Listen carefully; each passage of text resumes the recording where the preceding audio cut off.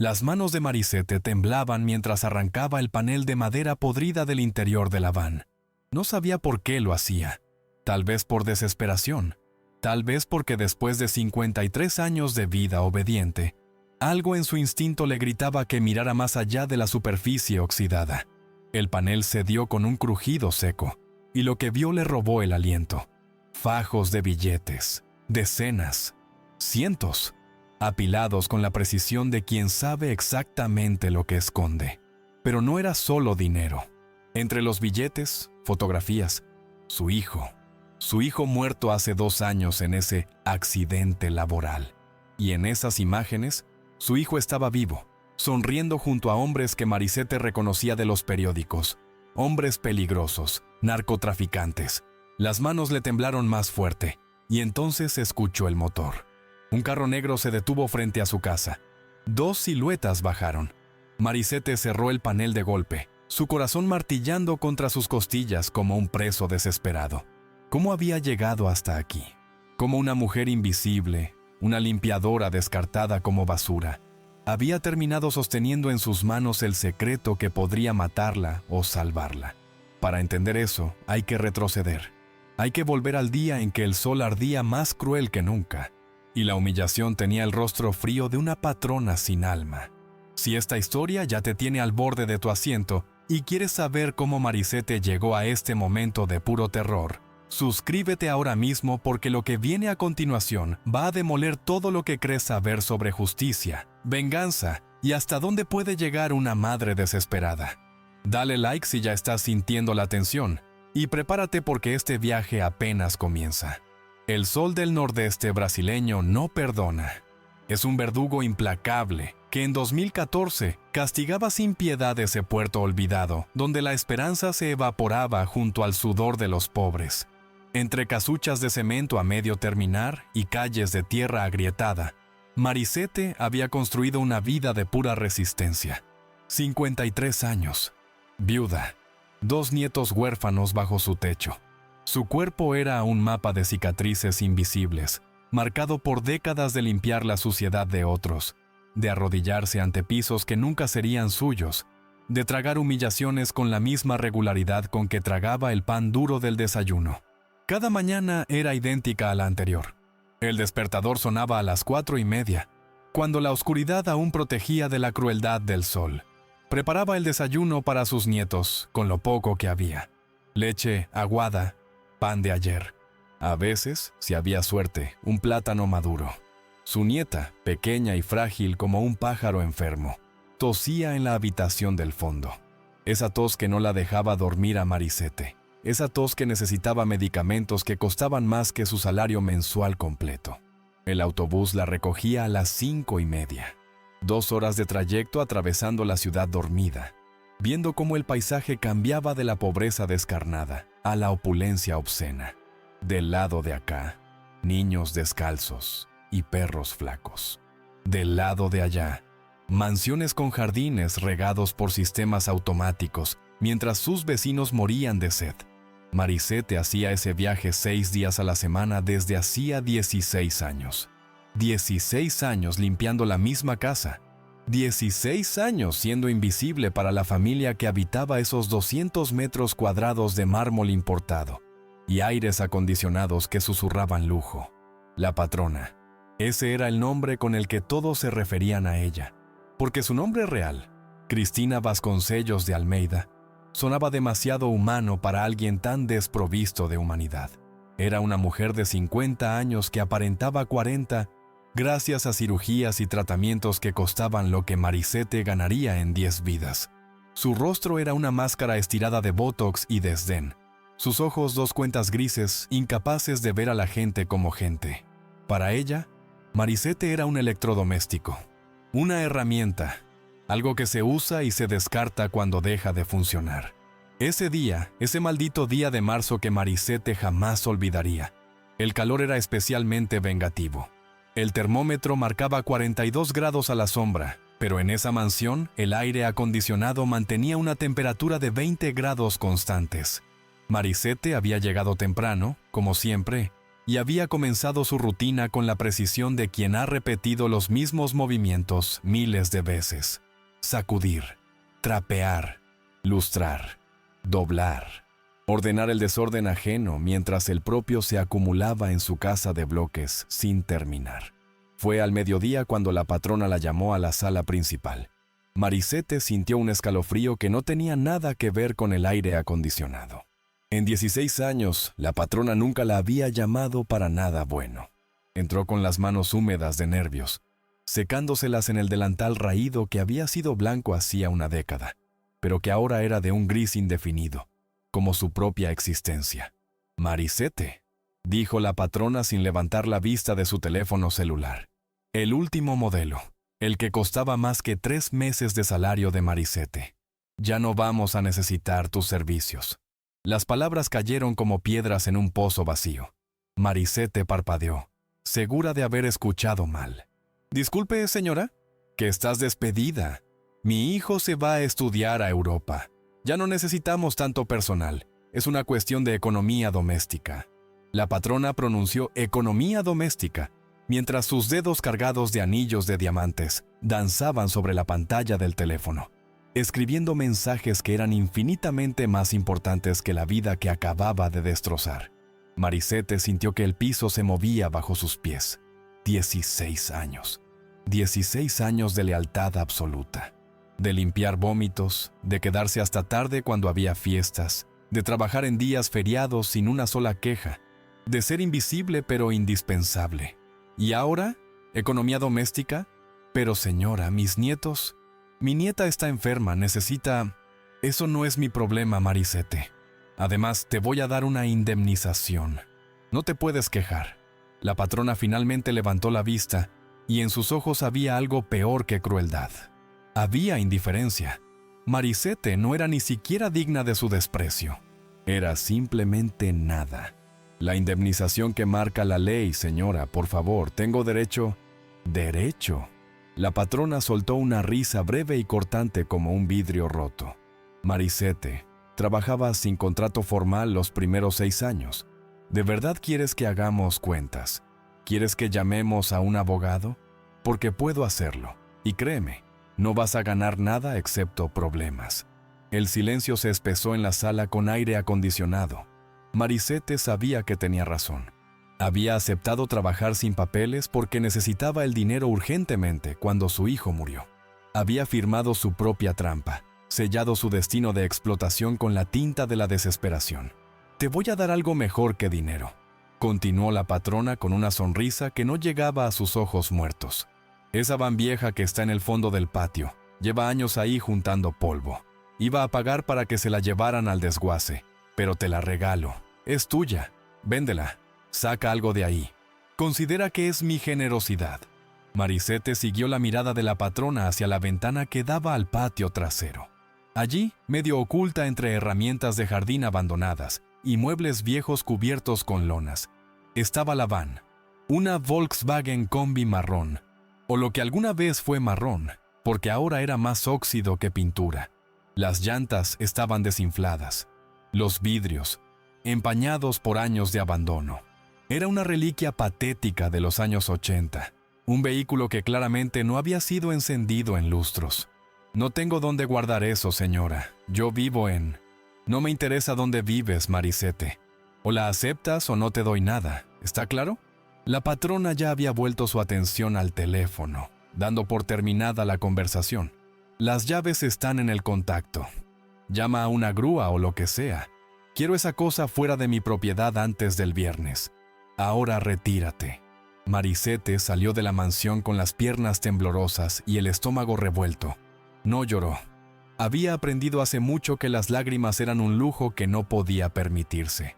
Llorar no pagaba medicinas. Llorar no alimentaba nietos. Llorar no resucitaba hijos muertos. Caminó hacia el fondo del patio, hacia esa van olvidada que ahora era toda su indemnización por 16 años de servicio. La combi era aún peor de cerca. El óxido había devorado partes completas de la carrocería. El olor a humedad y moho emanaba del interior cuando abrió la puerta lateral con un chirrido agónico. Asientos rasgados, tablero agrietado, El volante tenía una capa de mugre tan espesa que había adquirido textura propia. Era una tumba sobre ruedas, un monumento a la decadencia y al abandono. Exactamente lo que la patrona pensaba que Marisette merecía. Pero Marisette no era de las que se rendían. Nunca lo había sido. Había sobrevivido a la muerte de su marido, a la muerte de su hijo, a décadas de pobreza que habrían quebrado a personas más débiles. Así que observó la van con ojo práctico. Tal vez, solo tal vez, podría venderla a un desguace. Conseguir algo. 1,000 reales. 2,000 si tenía suerte. No era mucho, pero era algo. Algo era siempre mejor que nada en su mundo. Llamó a su vecino, Toniño, un mecánico informal que tenía una grúa destartalada tan vieja como la van. Le explicó la situación. Toniño, que la conocía desde hacía años y sabía de sus luchas, aceptó llevar el vehículo hasta su casa sin cobrarle. Después vemos qué hacemos con esa lata, comadre. Tranquila. 2 días después, la van estaba estacionada frente a la casa de bloques sin pintar de Marisette, ocupando el pequeño espacio de tierra donde sus nietos solían jugar. Los vecinos la miraban con curiosidad. ¿De dónde había sacado Marisette un vehículo? La chismografía del barrio funcionaba más rápido que Internet, y en cuestión de horas, todos sabían la historia del despido y la generosa indemnización de la patrona. Esa vieja desgraciada te dio pura basura, comentó doña Lourdes, la vecina de al lado, mientras colgaba ropa al sol. Deberías denunciarla. ¿Denunciarla con qué, comadre? ¿Con qué abogado? ¿Con qué dinero? Marisette sacudió la cabeza. Sabía cómo funcionaba el mundo. La justicia era un privilegio de los ricos. Para los pobres solo quedaba aguantar y seguir adelante. Durante 3 días, la van se quedó ahí, inmóvil, un recordatorio constante de su humillación. Marisette buscaba trabajo en las mañanas, cuidaba de sus nietos en las tardes, y por las noches miraba ese pedazo de metal oxidado, preguntándose cómo iba a deshacerse de él. Toniño pasaba cada tarde, le daba una mirada, sacudía la cabeza. Está muy mal, comadre. Ni siquiera sé si vale la pena remolcarla al desguace. El combustible de la grúa costaría más que lo que te pagarían por el fierro. El 4.º día, Marisette decidió al menos limpiarla. Si iba a venderla, tenía que hacerla presentable, o lo más presentable que un vehículo en ese estado podía ser. Tomó un balde, jabón, trapos, y comenzó a trabajar bajo el sol implacable. Lavó el exterior, arrancando capas de mugre incrustada. Limpió los vidrios hasta que pudo ver a través de ellos. Aspiró el interior, sacando años de polvo, hojas secas, excrementos de ratón. Fue entonces cuando lo notó. El piso de la van, en la parte trasera, sonaba hueco, diferente.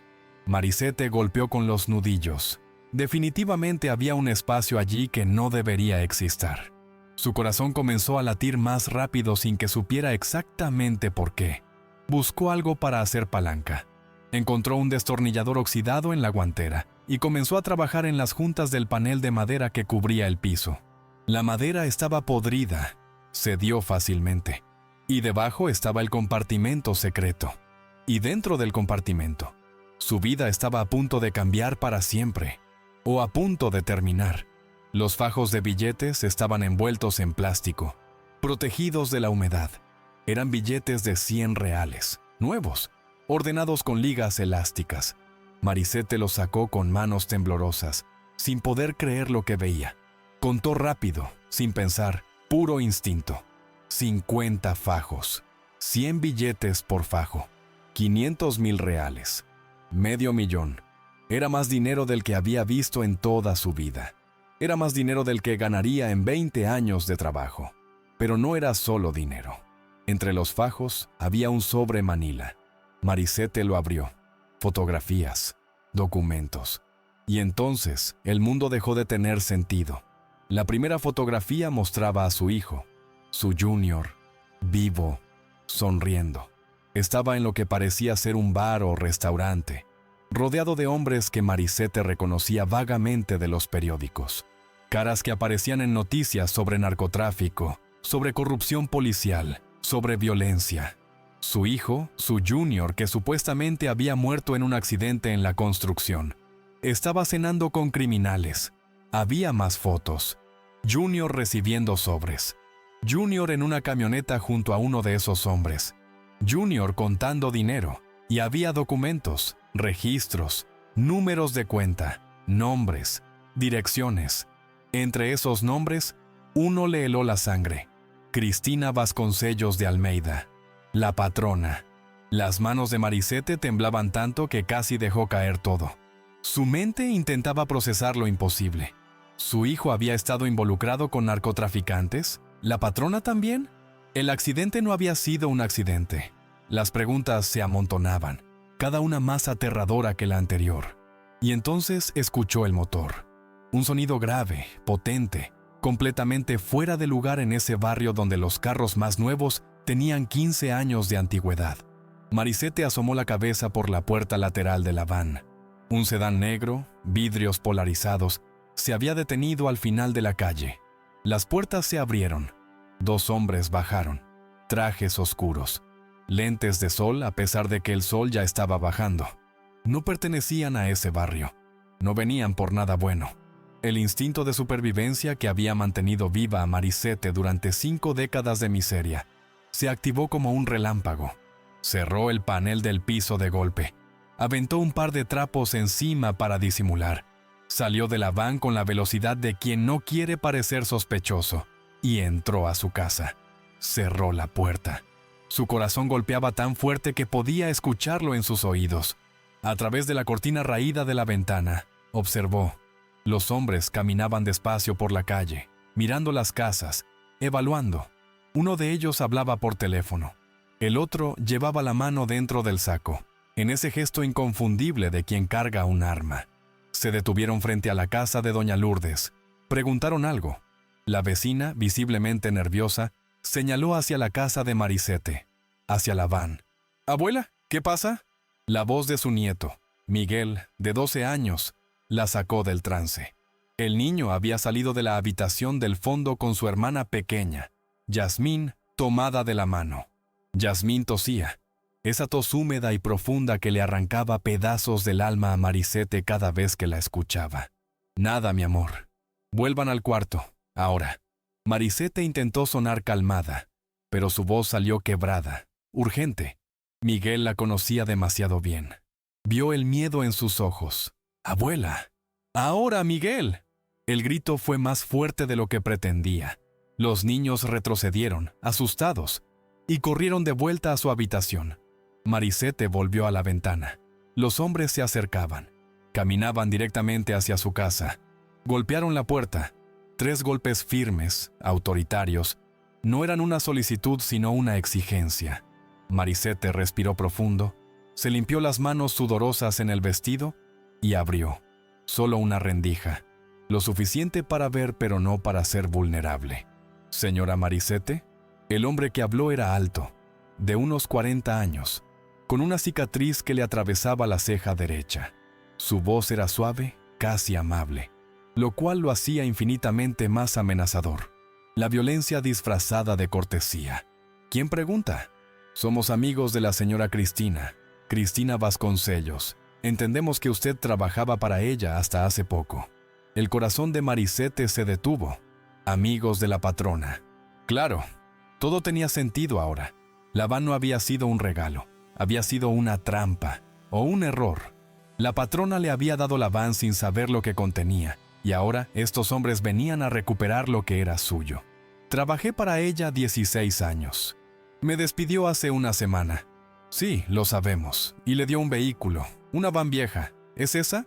El hombre señaló hacia la combi oxidada. Marisette asintió, sin confiar en su voz. «Perfecto. Verá, hay un problema. Esa van no debía salir de la propiedad de la señora Cristina. Fue un error. Necesitamos que nos la devuelva. La señora Cristina me la dio como indemnización. Es mía ahora». Las palabras salieron antes de que Marisette pudiera detenerlas. Era estúpido, suicida incluso, pero algo en ella se rebelaba contra la idea de seguir perdiendo, de seguir siendo pisoteada. El hombre sonrió. No fue una sonrisa agradable. «Señora Marisette, creo que no me está entendiendo. No es una solicitud. La van tiene que volver con nosotros. Ahora». No está en condiciones de rodar. Las llantas están desinfladas. El motor no funciona. Eso no es su problema. Solo necesitamos que nos dé las llaves y se olvide de que esta conversación sucedió. Todos felices. Nadie sale lastimado. La amenaza implícita colgaba en el aire como el humo de un cigarrillo. Marisette sintió que las piernas le temblaban. Sabía lo que pasaría si les daba la van. Revisarían el compartimento. Se darían cuenta de que ella había visto el contenido. Y entonces, ella y sus nietos serían testigos inconvenientes. Los testigos inconvenientes no vivían mucho en ese mundo. Pero si no les daba la van, si se resistía, el resultado sería el mismo o peor.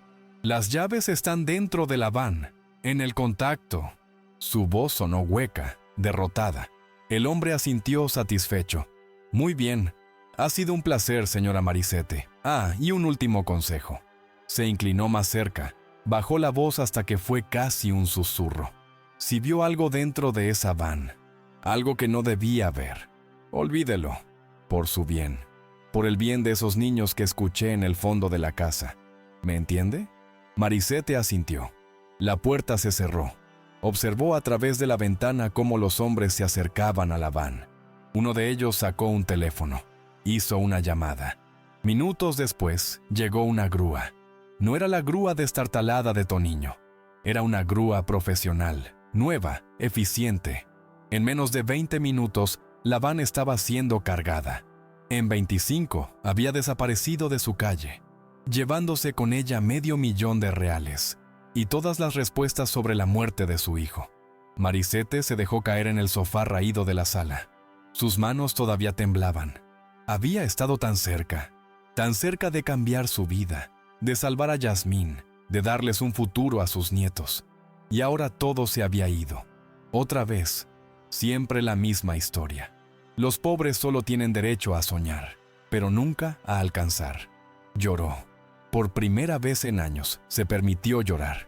Lágrimas de rabia, de impotencia, de un dolor tan profundo que no tenía nombre. Miguel salió de la habitación, se acercó en silencio y la abrazó.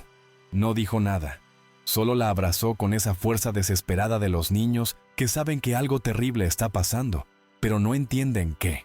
Esa noche, Marisette no pudo dormir. Su mente reproducía una y otra vez las imágenes de las fotografías. Su hijo, vivo, sonriendo, rodeado de criminales. La patrona vinculada a ellos. El dinero, los documentos. Todo apuntaba a algo mucho más grande que un simple accidente laboral. Su hijo no había muerto por casualidad, lo habían matado, y ella no podía probarlo. No podía hacer nada. O tal vez sí. La idea llegó en medio de la madrugada, cuando el barrio estaba en silencio excepto por los perros callejeros y el ocasional disparo lejano que nadie reportaba. Marisette se levantó, encendió la luz de la cocina y buscó en el cajón donde guardaba los papeles importantes. Partida de nacimiento de sus nietos. Certificado de defunción de su hijo. Y allí, al fondo, una fotografía vieja. La foto mostraba a su hijo en su 10º cumpleaños. Sostenía un balón de fútbol. Sonreía con esa sonrisa inmensa que tenía antes de que la vida lo endureciera. Pero no era la sonrisa lo que le interesaba a Marisette. Era el fondo de la imagen, la pared. En esa pared había un calendario. Y en ese calendario, alguien había escrito números. Números que de niño ella pensaba que eran tonterías. Números que ahora, después de ver los documentos en la van, reconocía como algo más. Números de cuenta bancaria. Su hijo había estado preparándose. Había dejado pistas, pequeñas, casi invisibles, pero pistas al fin. Y si había dejado pistas en una fotografía de cuando tenía 10 años, significaba que alguien le había enseñado a hacerlo. Alguien lo había entrenado desde pequeño. Alguien había planeado todo esto mucho antes de que ella siquiera sospechara que su hijo estaba metido en problemas. Marisette sintió un escalofrío. ¿Quién? ¿Quién había convertido a su niño dulce en un peón de narcotraficantes? ¿Y por qué? Las preguntas no tenían respuestas, pero tenía una certeza. No iba a quedarse de brazos cruzados. No esta vez. Ya no. A la mañana siguiente, Marisette hizo algo que nunca había hecho en su vida. Mintió a sus nietos. Les dijo que tenía que ir a buscar trabajo, que volverían en la tarde. Los dejó con doña Lourdes, quien a pesar de ser chismosa era buena mujer y cuidaba a los niños como si fueran propios. Y entonces tomó 3 autobuses que la llevaron al otro extremo de la ciudad, a un barrio que tampoco era el suyo, pero que estaba más cerca del mundo de la patrona que de su propia realidad. Allí, en una esquina específica que su hijo había mencionado una vez años atrás en una conversación que en ese momento pareció inocente, estaba el cibercafé, un lugar pequeño, oscuro, donde adolescentes jugaban videojuegos y hombres de negocios enviaban correos que no querían rastrear. Marisette entró, completamente fuera de lugar con su vestido simple y sus manos callosas. El encargado, un joven de no más de 20 años con tatuajes en el cuello, la miró con curiosidad. ¿Puedo ayudarla, señora? Necesito usar una computadora para buscar algo. Marisette sacó el dinero que había guardado para la comida de la semana. El joven tomó los billetes, le asignó una computadora al fondo, lejos de las ventanas. Le mostró cómo usar el mouse, cómo abrir el navegador. Marisette agradeció con un movimiento de cabeza y se sentó frente a la pantalla brillante. Sus dedos, acostumbrados a limpiar pero no a teclear, se movían torpes sobre el teclado. Escribió el nombre de su hijo en el buscador. Junior da Silva Santos. Aparecieron resultados. La noticia de su muerte 2 años atrás. Trabajador de la construcción muere en accidente. Las autoridades investigan negligencia de la empresa. Leyó el artículo completo. Era breve, frío, lleno de palabras técnicas que no decían nada. Su hijo había sido reducido a un párrafo en un periódico local que nadie leyó. Pero había algo más. En los comentarios del artículo, alguien había escrito: Junior no murió por accidente. Sabía demasiado. Que Dios lo tenga en su gloria. El comentario había sido publicado por un usuario anónimo, sin foto, sin nombre real. Pero alguien sabía la verdad. Alguien más había sospechado. Marisette copió el nombre de usuario en un papel. Luego buscó el nombre de la patrona, Cristina Vasconcellos de Almeida. Los resultados la inundaron. Docenas de artículos sobre eventos sociales, galas benéficas, la inauguración de un centro cultural que llevaba su nombre. Fotos de ella con políticos, empresarios, hasta con el gobernador del estado. Una mujer respetable, una filántropa, una benefactora de la comunidad. Pero Marisette sabía la verdad. Había visto su nombre en esos documentos. La patrona no era solo una mujer rica, cruel. Era parte de algo más oscuro. Algo que había costado la vida de su hijo. Siguió buscando. Encontró el nombre de la empresa de construcción donde supuestamente había muerto Junior. Constructora Almeida y Asociados. El apellido no era coincidencia. La patrona era dueña de la empresa. El estómago de Marisette se retorció. Todo estaba conectado. La empresa, la patrona, los narcotraficantes, su hijo. Era un entramado perfecto de corrupción y muerte. Y ella había estado limpiando los pisos de esa mujer durante 16 años, sin saber que la asesina de su hijo la miraba con desdén cada mañana. Imprimió todo lo que pudo. Artículos, fotografías, mapas de conexiones que fue armando en su mente y plasmando en papel. Gastó todo el dinero que tenía en impresiones. Cuando salió del cibercafé 3 horas después, tenía un sobre lleno de evidencia circunstancial. No era suficiente para la policía, que probablemente también estaba comprada, pero era suficiente para empezar a entender el rompecabezas. En el camino de regreso, sentada en el autobús con el sobre apretado contra su pecho, Marisette tuvo una revelación. Si había recuperado la van, había sido porque creían que ella no había visto el contenido, o porque querían asegurarse de que no quedaran pruebas.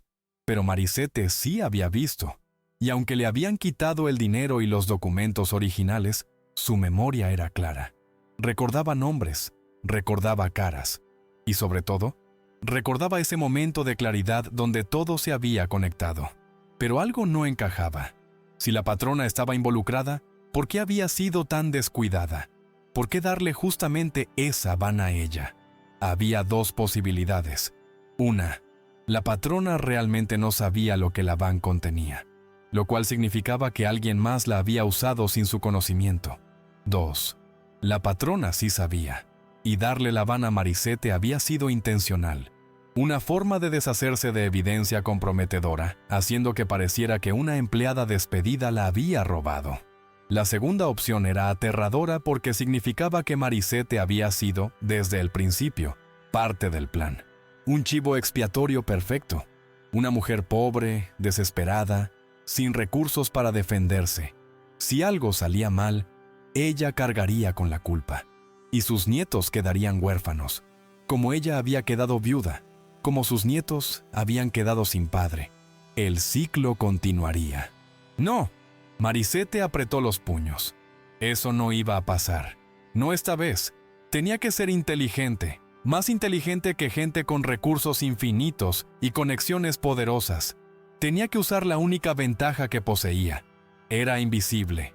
Para el mundo de la patrona, Marisette no existía. Era una sombra. Y las sombras pueden ver cosas que otros no ven. Cuando llegó a su casa, ya había oscurecido. Recogió a sus nietos de la casa de doña Lourdes. Los abrazó más fuerte de lo normal. Miguel la miró con esos ojos demasiado sabios para su edad. «¿Abuela? ¿Estamos en problemas?» Marisette sonrió. Una sonrisa cansada pero firme. «No, mi amor. Pero necesito que me hagas un favor. Tú y tu hermana. Necesito que en los próximos días sean muy cuidadosos. Si ven personas extrañas cerca de la casa, si alguien les pregunta sobre mí o sobre la van, no digan nada. ¿Me prometen?» Miguel asintió con seriedad. Yasmín, que apenas entendía la gravedad de la situación, tosió y dijo con su vocecita débil: «¿Alguien nos quiere hacer daño, abuela?» «No, mi cielo. La abuela solo está siendo precavida». Marisette besó su frente. Ardía. La fiebre había vuelto. Necesitaban conseguir más medicina. Necesitaban dinero. Y la única forma de conseguirlo era resolviendo este enredo sin morir en el intento. Esa noche, después de acostar a los niños, Marisette extendió todos los papeles sobre la mesa de la cocina. Bajo la luz amarillenta de la bombilla que colgaba del techo, estudió cada detalle, los nombres, las caras, las conexiones, y entonces vio algo que no había notado antes. En una de las fotografías que había impreso, una foto de la patrona en un evento social. Había un hombre al fondo, un hombre que también aparecía en las fotos que había visto en la van junto a su hijo. No era el protagonista de ninguna imagen, siempre estaba en el fondo, casi fuera de cuadro, pero era el mismo hombre, alto, complexión delgada, gafas oscuras incluso en interiores, y en su muñeca, un tatuaje distintivo que Marisette había visto antes. Su respiración se aceleró. Había visto ese tatuaje, pero ¿dónde? Cerró los ojos, obligó a su mente a retroceder, y entonces lo recordó. El velorio de su hijo. Entre la gente que había asistido, había un hombre que no conocía. Se había quedado al fondo. Había observado durante unos minutos, y se había ido sin decir nada. Ese hombre tenía el mismo tatuaje. Un águila con las alas extendidas en la muñeca derecha. ¿Quién era? ¿Por qué había estado en el funeral de Junior? ¿Y qué relación tenía con la patrona? Las preguntas se multiplicaban, pero al menos ahora tenía algo concreto que buscar. Un tatuaje, una conexión visual que podía rastrear. A la mañana siguiente, Marisette tomó una decisión arriesgada. Tenía que volver a la mansión de la patrona, no como empleada porque ya la habían despedido, pero conocía esa casa mejor que su propia mano. Conocía los horarios, las rutinas, los puntos ciegos de las cámaras de seguridad que el hijo de la patrona había instalado años atrás y que Marisette había limpiado cientos de veces. Sabía exactamente dónde no mirar para no ser vista. El plan era simple, pero peligroso. Los martes por la mañana, la patrona tenía cita con su entrenador personal en el gimnasio privado que había construido en el sótano. Duraba exactamente 90 minutos. El resto del personal, la cocinera y el jardinero, llegaban después del mediodía. Había una ventana de oportunidad, pequeña, mortal si algo salía mal, pero era su única oportunidad. Marisette dejó a los niños con doña Lourdes, inventando otra excusa sobre búsqueda de empleo. Tomó el autobús que conocía de memoria. Se bajó 3 paradas antes de la mansión y caminó el resto del trayecto por calles laterales. Llevaba puesta ropa oscura, un gorro que ocultaba su cabello, y las llaves que nunca había devuelto. Las llaves de la puerta trasera de la cocina, esas que la patrona ni siquiera sabía que existían porque las había mandado hacer el antiguo dueño de la casa décadas atrás. Eran las 8:40 de la mañana cuando Marisette se acercó al muro trasero de la propiedad. Su corazón latía tan fuerte que sentía que todo el vecindario podía escucharlo. Trepó usando el árbol que ella misma había visto crecer durante 16 años. Sus manos, ásperas y fuertes del trabajo, encontraron los apoyos con facilidad. Saltó al otro lado. Esperó. Escuchó. Nada excepto el zumbido del sistema de aire acondicionado y el sonido lejano de música electrónica del sótano. La patrona estaba entrenando. Corrió agachada hasta la puerta trasera. Insertó la llave. Giró. La puerta cedió sin hacer ruido porque Marisette misma había engrasado esas bisagras cientos de veces. Entró. El olor familiar de la casa la golpeó. Perfume caro. Madera pulida. El aroma de una vida que nunca sería suya. Cerró la puerta con cuidado. Sabía exactamente a dónde ir. El estudio de la patrona. Segundo piso. Tercera puerta a la izquierda. Un lugar donde Marisette tenía prohibido entrar excepto para limpieza superficial una vez por semana y siempre bajo supervisión. Subió las escaleras descalza, sus zapatos en la mano, sin hacer el más mínimo ruido. El pasillo estaba vacío. Las cortinas cerradas. La penumbra era su aliada. La puerta del estudio estaba cerrada con llave. Pero Marisette había aprendido algo en 16 años de servicio. Los ricos guardan llaves de emergencia en lugares predecibles. Buscó en el jarrón decorativo junto a la puerta. Nada. En el cuadro colgado en la pared. Nada. Y entonces recordó. La patrona tenía la costumbre de guardar una llave maestra en el libro falso de la biblioteca del pasillo. Un libro de Proust que nadie abriría jamás, porque la patrona no leía. Solo coleccionaba lomos elegantes. Encontró el libro. La llave estaba ahí. Sus manos temblaron al introducirla en la cerradura. El clic fue el sonido más fuerte del universo. La puerta se abrió.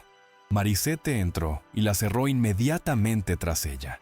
El estudio era exactamente como lo recordaba. Escritorio de caoba. Computadora de última generación. Archivadores metálicos. Pero había algo nuevo. Una caja fuerte empotrada en la pared, detrás de un cuadro. Marisette lo sabía porque había visto al instalador trabajar meses atrás, aunque la patrona creía que ese día ella no estaba en casa. No tenía la combinación de la caja fuerte, pero tal vez no la necesitaba. Fue al escritorio. Los cajones estaban cerrados, pero Marisette sabía que la patrona guardaba una llave diminuta dentro del florero de cristal que decoraba la esquina del escritorio. Una costumbre tonta de alguien que nunca había conocido la verdadera amenaza porque siempre había estado protegida por su dinero. La llave estaba ahí. Abrió el cajón principal, carpetas, documentos, contratos, y entonces encontró algo que le heló la sangre. Una carpeta con su nombre, Marisette da Silva Santos. Abrió la carpeta con manos temblorosas. Dentro había un dossier completo sobre ella, su dirección, los nombres de sus nietos, fotografías de su casa, registros de sus movimientos durante los últimos meses, y lo más perturbador, un contrato. Un contrato de compraventa de la van, fechado una semana antes de su despido, donde supuestamente ella compraba el vehículo por $1,000. Su firma había sido falsificada con una precisión escalofriante. Marisette entendió en ese momento la magnitud de la trampa. La habían estado preparando durante meses. El despido no había sido casualidad. La van no había sido un error. Todo había sido meticulosamente planeado para convertirla en la culpable perfecta de algo que aún no terminaba de comprender por completo. Siguió buscando. Encontró más carpetas, nombres que reconocía de los documentos de la van, y entonces encontró la que le detuvo el corazón. Una carpeta con el nombre de su hijo, Junior da Silva Santos. La abrió. Adentro había un informe detallado. Su hijo había sido reclutado a los 17 años, no por narcotraficantes comunes, sino por una red de lavado de dinero que operaba a través de empresas de construcción legítimas. La constructora Almeida era solo una de muchas. Junior había sido inteligente, meticuloso. Había aprendido rápido, demasiado rápido. Se había vuelto indispensable. Y luego había cometido el error fatal. Había empezado a hacer preguntas. Había comenzado a guardar evidencia. Había intentado salirse. El informe terminaba con una anotación fría y brutal. Asunto resuelto. Accidente laboral certificado. Familia no sospecha. Riesgo mínimo. Marisette tuvo que morderse el puño para no gritar. Su hijo no solo había sido asesinado, había sido eliminado de forma calculada. Su muerte disfrazada de negligencia corporativa, y ella había sido considerada demasiado estúpida, demasiado sumisa, demasiado rota para representar cualquier amenaza. La habían subestimado. Y esa había sido su equivocación.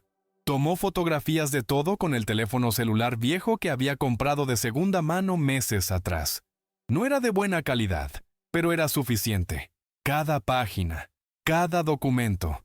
Trabajaba rápido, sus manos moviéndose con la precisión de quien sabe que cada segundo cuenta. Y entonces, escuchó la música detenerse en el sótano. Miró el reloj. Habían pasado 50 minutos. La sesión de entrenamiento terminaba temprano. El pánico la invadió. Guardó todo como estaba. Cerró los cajones, devolvió la llave al florero. Salió del estudio, cerró la puerta, escondió la llave maestra de vuelta en el libro falso. Corrió hacia las escaleras y se congeló. Escuchó pasos. La patrona subía. Venía hacia el segundo piso. Marisette miró desesperada a su alrededor. No había escapatoria. Si bajaba, se encontraría con ella de frente. Si se quedaba, la descubrirían en segundos. Solo había una opción. El armario de limpieza al final del pasillo. Ese espacio diminuto donde guardaba sus implementos durante años. Corrió hacia allí, se metió adentro, cerró la puerta justo cuando escuchó los pasos de la patrona llegar al segundo piso. El espacio era claustrofóbico. Olía a cloro y detergente. Marisette contuvo la respiración. Los pasos se acercaron. Se detuvieron justo frente al armario. Marisette cerró los ojos, rogando a un Dios en el que había dejado de creer hace mucho tiempo. ¿Estás segura de que la alarma no se activó? La voz de la patrona estaba hablando por teléfono. No, tiene que haber sido un animal. O una falla del sistema. Revisa las cámaras de todas formas. Sí. Llámame si encuentras algo fuera de lo normal. Los pasos se alejaron. Entraron al estudio. Marisette escuchó la puerta abrirse, cerrarse. Esperó. 5 minutos. 10. Una eternidad. Y entonces, escuchó a la patrona salir del estudio, bajar las escaleras, su voz lejana hablando con alguien más sobre compromisos sociales y futilidades que no tenían peso en el mundo real. Marisette esperó otros 10 minutos. Cuando estuvo segura de que la patrona estaba lo suficientemente lejos, salió del armario. Bajó las escaleras con el mismo sigilo con el que había subido. Salió por la puerta trasera, trepó el muro y corrió. Corrió como no había corrido en décadas, sus pulmones ardiendo, sus piernas temblando, pero viva, viva y con evidencia. Solo cuando estuvo 3 calles lejos de la mansión, se permitió detenerse, apoyarse contra una pared y respirar. Había sobrevivido, tenía las fotos, tenía la prueba. Pero ahora venía la parte más difícil. ¿Qué diablos ibas tú a hacer con esa información? No podía ir a la policía. Los documentos mencionaban nombres de oficiales comprados. No podía ir a la prensa. Los medios locales estaban controlados por los mismos intereses que protegían a la patrona. No podía confrontar directamente a esa mujer porque terminaría muerta en una zanja junto con sus nietos. Estaba sola, completamente sola. Con una verdad que quemaba en sus manos, pero sin nadie a quien entregársela. Regresó a su casa en un estado de shock funcional. Su cuerpo se movía por automatismo mientras su mente procesaba todo lo que había descubierto. Recogió a sus nietos de casa de Doña Lourdes, preparó la cena con lo poco que había en la despensa. Ayudó a Yasmín con su inhalador cuando la tos se volvió demasiado severa. Actuó con normalidad, pero por dentro Algo fundamental había cambiado. Ya no era la misma mujer que había sido despedida una semana atrás. Ya no era una víctima silenciosa del sistema. Era alguien peligroso, alguien con conocimiento. Y el conocimiento, en las manos correctas, era más poderoso que cualquier arma. Esa noche, después de acostar a los niños, Marisette revisó las fotografías en su teléfono una y otra vez. Había algo que no encajaba. La van. ¿Por qué esconder el dinero y los documentos en un vehículo abandonado? ¿Por qué no en una caja de seguridad? ¿Por qué algo tan arriesgado? A menos que no fuera de la patrona. A menos que alguien más hubiera usado la van sin su conocimiento. Alguien que tenía acceso a su propiedad. Alguien cercano. Recordó las fotografías de la van, su hijo con los narcotraficantes, y el hombre del tatuaje de águila siempre en el fondo. Siempre observando. Nunca protagonista. Y entonces una posibilidad aterradora tomó forma en su mente. ¿Y si su hijo había estado trabajando para ese hombre? ¿Y si la van había sido el escondite secreto de Junior? ¿Y si su hijo había estado planeando traicionar a sus jefes, robar el dinero y desaparecer? Eso explicaría por qué lo habían matado. No solo porque hacía preguntas, sino porque había robado, o estaba a punto de hacerlo. Y la van, olvidada en el patio de la patrona, había sido el lugar perfecto para esconder el botín hasta que pudiera recuperarlo, pero nunca tuvo la oportunidad. Lo mataron antes, y el dinero quedó ahí, durante 2 años, hasta que la patrona, sin saberlo, se lo dio a la madre del ladrón muerto. La ironía era tan cruel que Marisette casi rió. Casi. Pero entonces otra pieza del rompecabezas cayó en su lugar. Si su teoría era correcta, significaba que el hombre del tatuaje de águila todavía estaba buscando ese dinero. Los hombres que habían ido a su casa a recuperar la van, ¿trabajaban para él? Probablemente. Y ahora tenían la van de vuelta. Pero habían encontrado el compartimento secreto. Habían recuperado el dinero. Marisette pensó en el momento en que cerró el panel. Había sido rápido, descuidado. Había dejado los fajos visibles. No había tenido tiempo de ocultarlos correctamente. Así que sí, lo habían encontrado, lo cual significaba que ahora sabían que ella lo había visto, y sabían que ella sabía demasiado. El peligro no había terminado. Apenas comenzaba. Vendrían por ella. La pregunta no era si, sino cuándo. Tenía que adelantarse. Tenía que convertirse de presa en cazadora. ¿Pero cómo? Era una mujer de 53 años sin recursos, sin conexiones, sin poder. ¿Qué arma tenía contra un imperio de corrupción y violencia? La respuesta llegó en la madrugada, en ese momento de claridad que solo existe entre el insomnio y el amanecer. Tenía las fotografías, tenía los nombres, tenía la evidencia, y tenía algo que ellos no esperaban: el elemento sorpresa. Todos la creían estúpida, sumisa, rota. Era el momento de usar esa subestimación a su favor. Pero primero necesitaba proteger a sus nietos. Si algo le pasaba, ellos quedarían completamente desamparados. Necesitaba un plan, un seguro de vida. Y conocía a una sola persona que podía ayudarla con eso. Alguien que le debía un favor. Alguien que su hijo había mencionado una vez en una conversación que Marisette no había entendido en ese momento, pero que ahora cobraba sentido. A la mañana siguiente, Marisette hizo algo que jamás creyó que haría. Fue a buscar a un criminal, no un narcotraficante de alto nivel, sino alguien del barrio.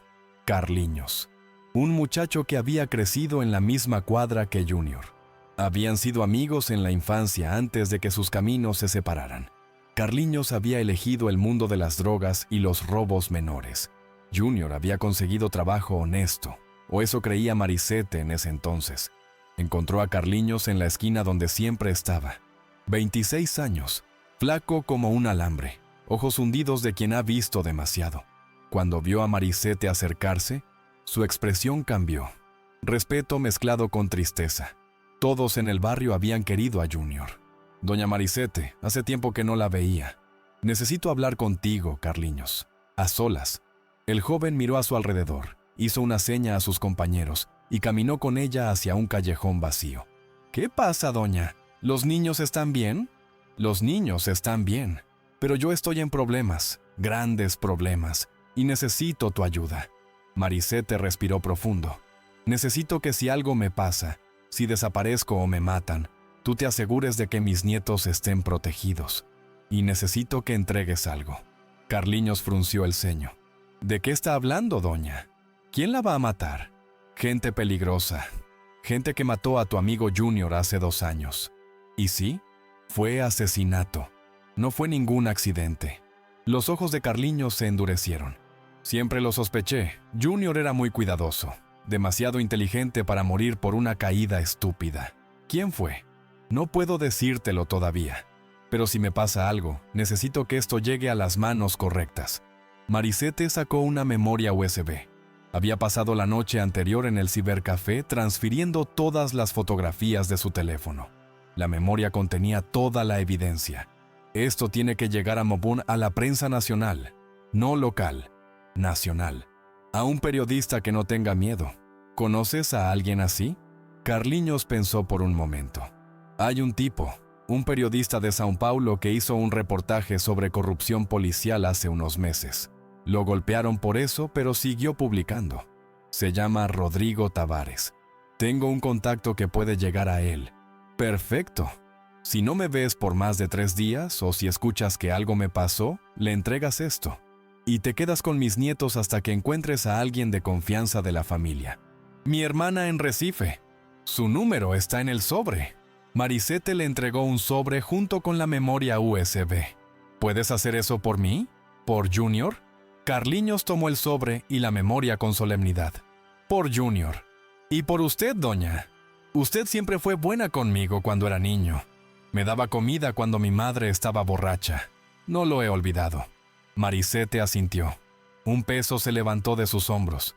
Al menos ahora había un plan B. Si la mataban, la verdad saldría de todas formas. Pero no quería morir. Tenía que vivir. Por sus nietos. Por su hijo muerto. Por la justicia que el sistema nunca le daría. El siguiente paso era más arriesgado. Tenía que hacer contacto con el hombre del tatuaje de águila. Tenía que encontrarlo. Y tenía que negociar. Porque si su teoría era correcta, ese hombre todavía no había recuperado todo lo que buscaba.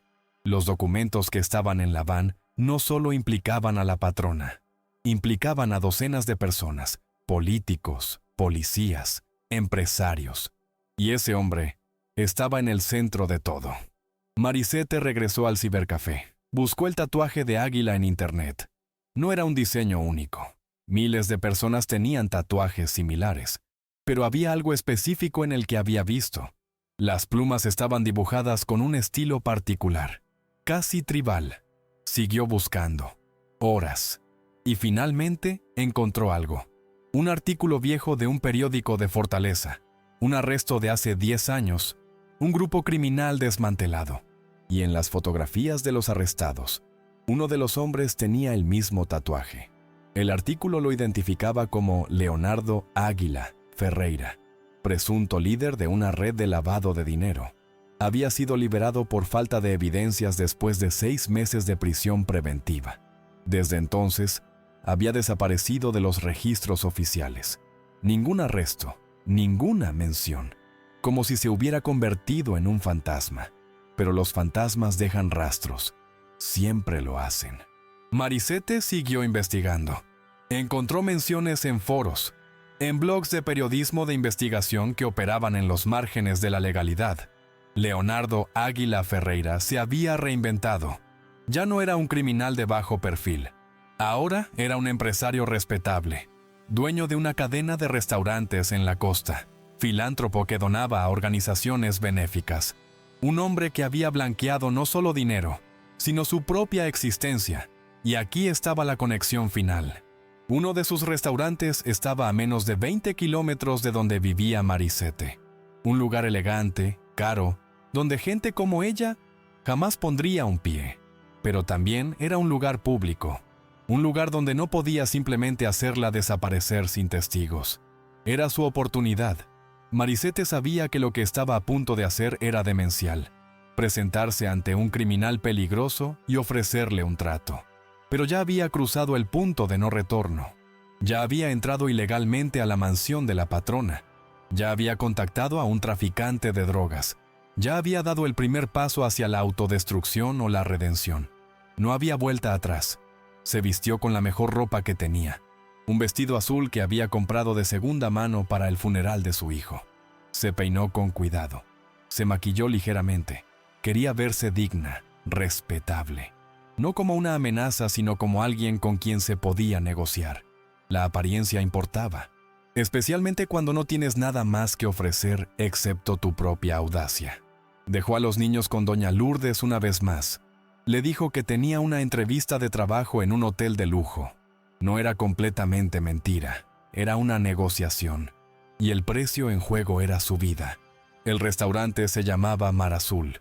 Fachada moderna, cristales enormes. Un valet parking donde hombres con uniforme estacionaban coches que costaban más que toda la vida de Marisette. Ella llegó en autobús, caminó las últimas 3 cuadras y entró por la puerta principal con la cabeza en alto y el corazón martillando contra sus costillas. El maître la miró con esa mezcla de confusión y desdén que los empleados de lugares caros reservan para quienes obviamente no pertenecen ahí. ¿Tiene reservación, señora? Vengo a ver al señor Leonardo Ferreira. Dígale que Marisette da Silva Santos necesita hablar con él sobre su hijo Junior y una van marrón que solía pertenecer a Cristina Vasconcellos. El maître parpadeó. Dudó, pero algo en la firmeza de la voz de Marisette lo convenció de que no era una loca cualquiera. Tomó un teléfono interno, hizo una llamada breve y susurrada. Esperó, asintió, colgó. «Sígame, por favor». La llevó a través del restaurante. Pasaron mesas donde gente hermosa comía platos que Marisette no podía pronunciar y bebía vinos que costaban su salario mensual. La llevó a una puerta discreta al fondo. La abrió. Detrás había una escalera que subía a un segundo piso privado. Una oficina. Leonardo Águila. Ferreira estaba sentado detrás de un escritorio de vidrio. Era más viejo de lo que aparentaba en las fotografías. 60 y tantos años. Cabello gris perfectamente peinado. Traje impecable. Anteojos de diseñador. Parecía un banquero. Un académico. Cualquier cosa excepto un criminal. Pero sus ojos, cuando se posaron en Marisette, eran los de un depredador evaluando una presa. Señora da Silva, qué sorpresa tan inesperada. Por favor, tome asiento. Su voz era suave, educada, mortal. Marisette se sentó en la silla frente al escritorio. No dejó que sus manos temblaran. No permitió que su voz quebrara. Señor Ferreira, sé quién es usted. Sé que mi hijo trabajó para usted. Y sé que usted lo mandó matar. El silencio que siguió fue tan denso que podía cortarse. Leonardo no negó. No se inmutó. Simplemente la observó con esa mirada calculadora. Es una acusación grave. ¿Tiene pruebas? Las tengo. Fotografías, documentos, nombres, cuentas bancarias, todo lo que mi hijo guardó antes de morir. Lo encontré en la van, la misma van que sus hombres recuperaron hace unos días. Pero lo que no saben es que yo hice copias, muchas copias. Leonardo se reclinó en su silla. Una sonrisa pequeña, casi imperceptible, se dibujó en sus labios. Ya veo. Y supongo que vino aquí a chantajearme, a pedirme dinero a cambio de su silencio. Es una estrategia clásica, señora da Silva. Desafortunadamente para usted, también es una estrategia que generalmente termina con la chantajista desapareciendo misteriosamente. No vine a chantajearlo. La voz de Marisette salió firme, más firme de lo que se sentía por dentro. Vine a ofrecerle un trato, uno que nos beneficia a ambos. Leonardo levantó una ceja. Continúe. Me tiene intrigado. Usted quiere esos documentos, no solo porque lo incriminan a usted, sino porque incriminan a docenas de personas poderosas, políticos, jueces, policías. Si esa información se hace pública, todo su imperio cae, y probablemente termine en prisión, o muerto cuando esa gente decida que usted es un riesgo. Un análisis preciso. ¿Y qué propone?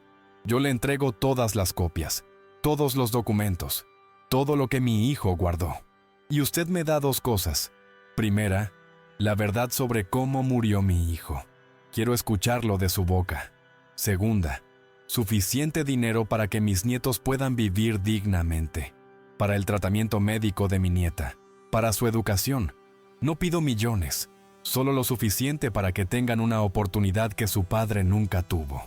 Leonardo la estudió en silencio durante lo que pareció una eternidad. Finalmente habló. Es una propuesta interesante, pero hay un problema, señora da Silva. ¿Cómo sé que realmente me entregará todo? ¿Cómo sé que no guardará una copia como seguro? Porque si hiciera eso, usted me mataría y mis nietos quedarían huérfanos. Lo único que quiero es justicia, no venganza, justicia. Quiero saber la verdad. Quiero que mis nietos vivan. No me importa su imperio. No me importa la patrona. No me importa ninguno de ustedes. Solo me importan esos 2 niños que duermen en mi casa cada noche, confiando en que yo los mantendré a salvo. Otro silencio. Y entonces Leonardo hizo algo inesperado. Rió. Una risa breve, genuina, casi admirativa. Su hijo se parecía a usted, ¿lo sabía? Esa misma terquedad, esa misma inocencia suicida. Por eso lo contraté, y por eso tuve que eliminarlo cuando se volvió demasiado peligroso. Marisete sintió como si le hubieran clavado un cuchillo en el pecho, pero se mantuvo firme. Cuénteme, es parte del trato. Leonardo suspiró. Se quitó los anteojos, los limpió con un pañuelo. Cuando volvió a hablar, su voz había perdido el tono burlón. Era casi melancólica. Su hijo era brillante. Lo reclutamos cuando tenía 17 años. Era inteligente con los números, discreto, leal. O eso creíamos. Lo entrenamos. Le enseñamos el negocio. El lavado de dinero no es solo meter billetes en bolsas. Es todo un arte. Empresas falsas, facturas infladas, transacciones internacionales. Su hijo aprendió todo. Demasiado rápido. Y luego empezó a robar. No, al principio. Al principio solo hacía preguntas. Quería entender el sistema completo. Le dijimos que era curiosidad profesional. Pero luego empezamos a notar discrepancias. Pequeñas. Cantidades que no cuadraban. Su hijo estaba desviando dinero. No mucho. Lo suficiente para que no fuera obvio. Lo estaba guardando, en efectivo, en esa van abandonada en la propiedad de una de nuestras socias, la señora Vasconcellos. ¿Ella sabía? No. Cristina es solo una fachada. Pone su nombre en las empresas. Lava nuestro dinero a través de sus propiedades y negocios, pero no sabe los detalles operativos.